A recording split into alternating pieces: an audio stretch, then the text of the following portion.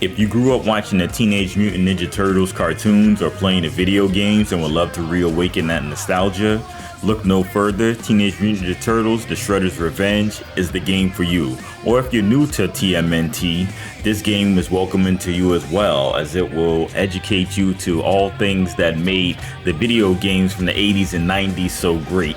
To start things off, you have two modes to choose from. You can either choose story mode, in which you can actually level up your characters, as well as see different endings for each character. Or if you want, you can jump right into arcade mode, which is a harder mode where you have limited lives and continues, but you can also change the difficulty of that. So pick either one, you're gonna have fun in both.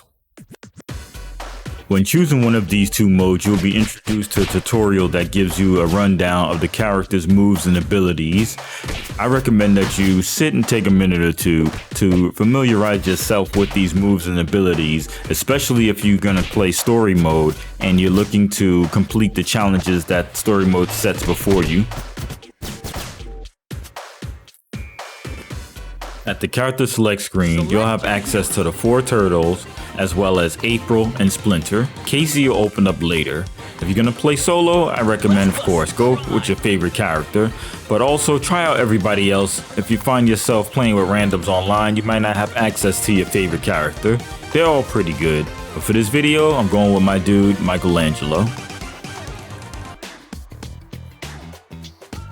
If you chose to play story mode, from the main hub, you now have access to the Turtles lair.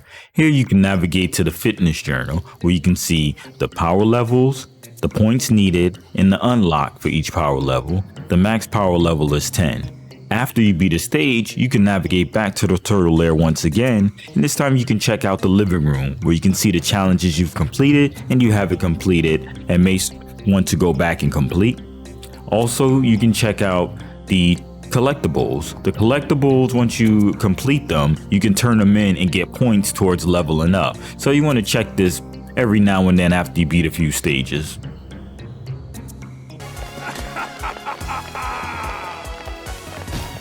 Alright, let's get to it. So you see the options button appear on the bottom left hand side of the screen, alerting me that there are challenges set forth in this stage, which I can check at any time. A P1 appeared above my head, letting me know that I'm player 1. And also, when things get hectic on screen, there's a lot of enemies, a lot of supers going on, you can hit L2 on PlayStation and you'll see that P1 or whatever player number appear above your head, so you can find where you're at in all the madness. Now, I should have been utilizing Michelangelo's backflip, which is actually a dodge which you can do in either direction, left or right, which would get you out of a lot of trouble, which clearly I am not doing. So remember, practice that dodge. Now, I'm doing Michelangelo's taunt every now and then so that I can fill up one super bar. You don't have to taunt all the time to fill up the super bar. You can actually fight enemies and the bar will progress.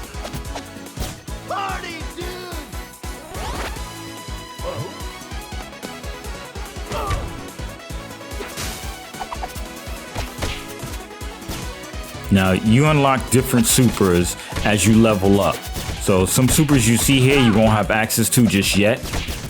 Right now, my Michelangelo is currently at level 5, which you can see right next to his icon in the top left-hand screen, and his super bar to the right.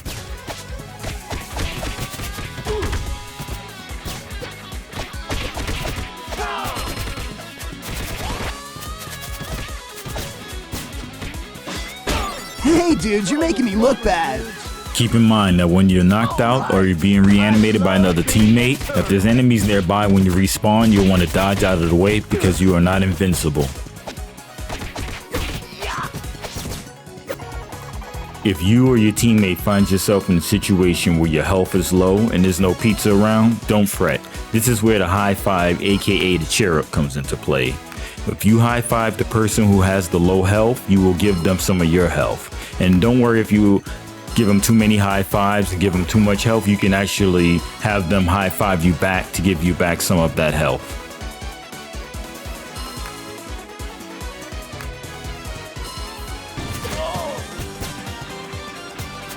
If you ever find yourself having a hard time in the stage, at any time you can pause the game and invite a friend or leave it open to the public.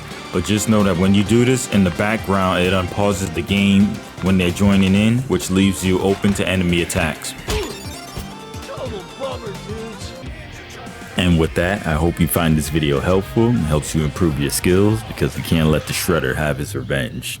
If you made it to the end of this video, I want to say thank you for coming through and checking this out. I really do appreciate it.